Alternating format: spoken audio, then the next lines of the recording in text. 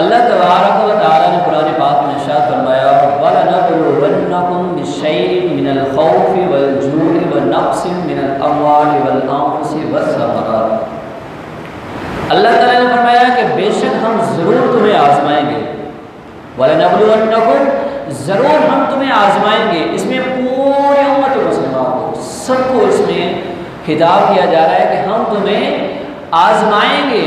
عرض کی کہ یا بارِ تعالیٰ کس چیز میں آزمایا جائے گا ہمیں؟ فرمایا وَلَنَبْلُوَنَّكُمْ بِشَيْءٍ مِّنَ الْخَوْفِ، تمہیں کچھ خوف سے آزمایا جائے گا، کچھ خوف سے آزمایا جائے گا، بِشَيْءٍ مِّنَ الْخَوْفِ وَالْجُوعِ، بھوک سے آزمایا جائے گا، وَنَقْصٍ مِّنَ الْأَمْوَالِ، مالوں کی کمی سے آزمایا جائے گا، وَالْأَنفُسِ، جانوں کی کمی سے آزمایا جائے گا، وَالثَّمَرَاتِ، اور بچوں کی کمی سے آزمایا جائے گا۔ تو یہاں پر 5 چیزوں کا ذکر کیا گیا اور بتایا گیا کہ تمہیں ان 5 چیزوں کے ذریعے آزمایا جائے گا، اس لیے کہ انسان پر جب خوف طاری ہوتا ہے، کیونکہ سب سے پہلا اسٹیپ کیا ہے؟ خوف۔ جب خوف طاری ہوتا ہے تو انسان عقل کھو بیٹھتا ہے، انسان کوئی حتمی فیصلہ نہیں کر پاتا، انسان پاگل ہو جاتا ہے خوف کی دہشت کی وجہ سے، اس لیے وہ اس میں ناکام ہو کر اللہ سے شکوہ کر بیٹھتا ہے، صبر کا دامن چھوڑ کر بیٹھتا ہے۔ اس لیے اللہ تعالیٰ نے فرمایا کہ سب سے پہلے ہم تمہیں اس خوف سے آزمائیں گے، اس لیے کہ تم خوف میں دیکھیں گے ہم کہ تم کتنا صبر کرنے والے ہو، اللہ پر کتنا یقین کرنے والے ہو۔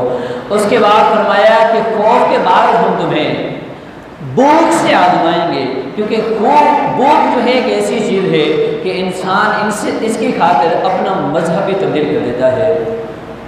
داتا علی حجویری فرماتے ہیں کہ ارکان اسلام 5 نہیں 6 ہیں، انہوں نے اپنی طرف سے فرمایا کہ 6 اس لیے تشریح کرتے ہوئے فرماتے ہیں کہ چھٹا ہے بھوکے کو کھانا کھلانا، اس لیے کہ بھوک ایک ایسی چیز ہے کہ جس کی وجہ سے انسان مذہب بھی چھوڑ دیتا ہے۔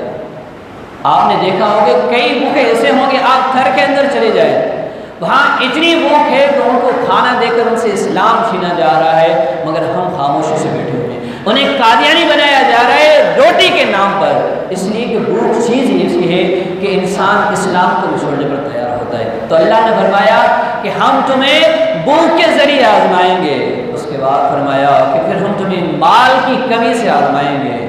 آپ دیکھیں کوئی انسان ہے، اس کے پاس گھر ہے، گاڑی ہے، بنگلہ ہے، بڑی اس کے پاس بینک بیلنس ہے، مگر جب وہ کنگال ہو جاتا ہے اللہ تعالیٰ اسے زوال دیتا ہے، مال چھین لیتا ہے، مال کی کمی کر لیتا ہے، حتیٰ وہ شکوہ کرتے کرتے کرتے کافر ہو جاتا ہے۔ تو فرمایا کہ تمہیں مال کے ذریعے بھی آزمایا جائے گا، کہ دیکھتے ہیں کہ جب اللہ نے تمہیں مال دیا تو تم اللہ کا کتنا شکر کرتے تھے، جب اللہ نے مال چھین لیا تو تم اللہ کا کتنا صبر کرتے ہو۔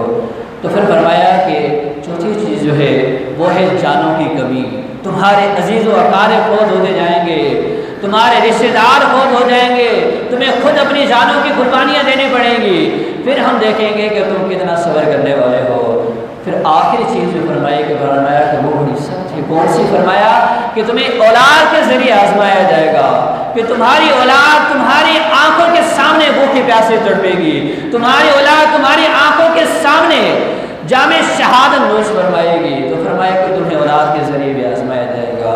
اور اگر ہم 1400 سال سے آج تک یا حضرت آدم علیہ السلام سے آج تک نظر دوڑائیں ماضی میں، تو دیکھیں تو کسی پر ایک امتحان آیا، کسی کو خوف سے آزمایا گیا، کسی کو بھوک سے آزمایا گیا، کسی کو جانوں کی کمی سے، مالوں کی کمی سے، اولاد کی کمی سے، فقط ایک امتحان آتا رہا، مگر امام عالی مقام امام حسین رضی اللہ تعالیٰ عنہ پر 500 امتحان یک وقت آئے، اور انہیں بھوک سے بھی آزمایا گیا، کفار کے خوف سے بھی آزمایا گیا، مالوں کی کمی سے آزمایا گیا، پیاسا رکھا گیا، بھوکا رکھا گیا، اور یہاں تک کہ جانوں کی کمی سے بھی آزمایا گیا، اس کے بعد آپ کی اولاد کی کمی سے بھی کمایا گیا۔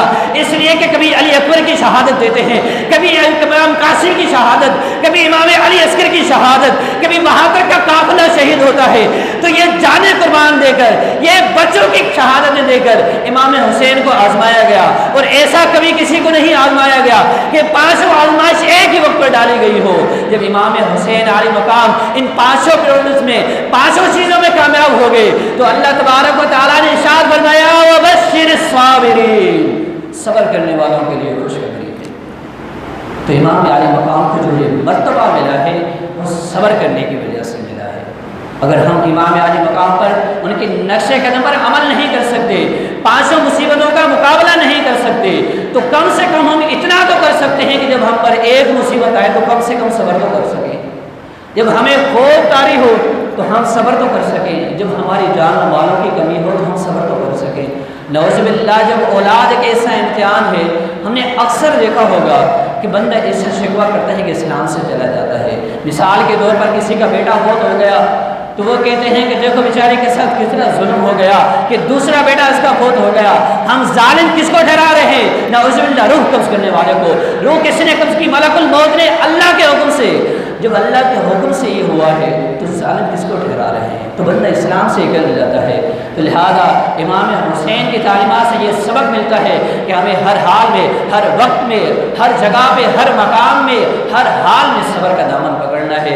اللہ تبارک و تعالی ہم سب کو صبر کرنے کی توفیق عطا فرمائے۔